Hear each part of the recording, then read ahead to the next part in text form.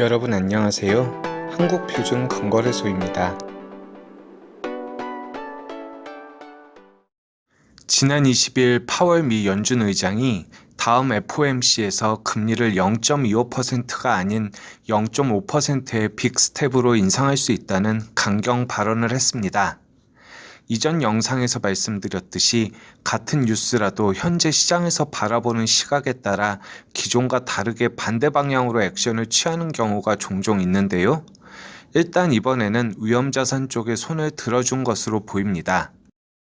재밌는 일은 원래 금리를 올리면 주식이 떨어지는 게 맞지만 현재 작년에 비해 주식이 많이 싸진 상황이고 금리가 올라가면 이자가 확정된 채권은 수익률이 떨어지기 때문에 월가에서 채권을 팔고 주식을 사들였다고 하는데요. 한국인들도 많이 갖고 있는 테슬라는 지난 한 달 동안 30%의 상승을 하면서 그동안의 부진을 일부 만회하는 모습입니다. 금리를 올리는데도 주가가 오른다면 그건 진짜 경기가 과열됐을 때인데요. 조심해야 할 건 뉴스나 일시적인 수치 등에 너무 예민할 필요는 없다는 겁니다. UBS나 다른 투자은행들에서 올해 금리가 상승하면서 연말에 금값이 $1,600까지 떨어질 것이다 라고 예측을 했는데요. 작년에도 나왔던 얘기입니다. 물론 코로나 사태나 우크라이나 전쟁처럼 예측 못할 일이 벌어지면서 금 가격이 급등을 하게 됐지만 앞으로 무슨 일이 일어날지 모르기 때문에 금을 사는 게 아닐까요? 가장 재미있는 건 반등 초기에는 0.25%로 약한 금리 인상이 시장 예상에 부합하면서 나스닥이 반등했다고 하였는데요. 이제는 0.5% 인상 발언이 채권 시장의 자금이 주식으로 들어와서 오른다는 뉴스입니다. 원래 뉴스라는 게 아무리 속보라고 해도 왜 그런지 모른다 할 수는 없기 때문에 전문가 의견이나 과거의 기록을 갖고 이유를 만들 수밖에 없는데요. 이러한 경험적 통계적 분석이 확률일 뿐이지 수학적으로 100% 맞을 수가 없습니다. 더구나 시장이랑 뉴스가 반대로 간다 해도 처벌을 받는 게 아니기 때문에 책임질 일도 없는 건데요.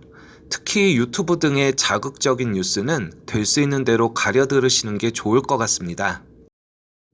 결론을 말씀드리면 0.5%씩 급하게 금리를 올렸을 때 과연 미국 경제가 제대로 받쳐줄 수 있느냐일 텐데요. 설사 그것이 문제가 없더라도 다른 국가에는 치명적일 수 있다는 점입니다. 특히 제로금리인 유럽 같은 경우 유로화가 급락을 하면서 투자 자금이 빠져나가 경제에 위기가 올 수도 있는데요.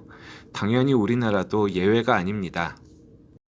미국 경제에 대한 자신감이든 너무 강한 인플레이션 때문이든 급작스러운 변화가 절대 좋은 일이 아니기 때문에 해지 차원에서 금값이 다시 오를 수도 주식을 비롯한 위험자산으로 자금이 이동하면서 금 가격이 더 빠질 수도 있습니다. 자산 중 금의 비중을 조정하는 정도라면 상관없지만 금을 아예 전부 다 처분하는 것은 문제가 있지 않을까 생각되는데요.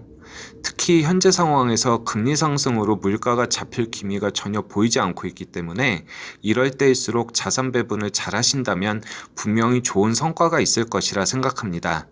자, 그럼 오늘 영상은 이것으로 마치겠습니다. 구독과 좋아요, 알림 설정은 언제나 큰 힘이 됩니다. 그럼 오늘도 좋은 하루 되시고요. 지금까지 한국표준금거래소였습니다.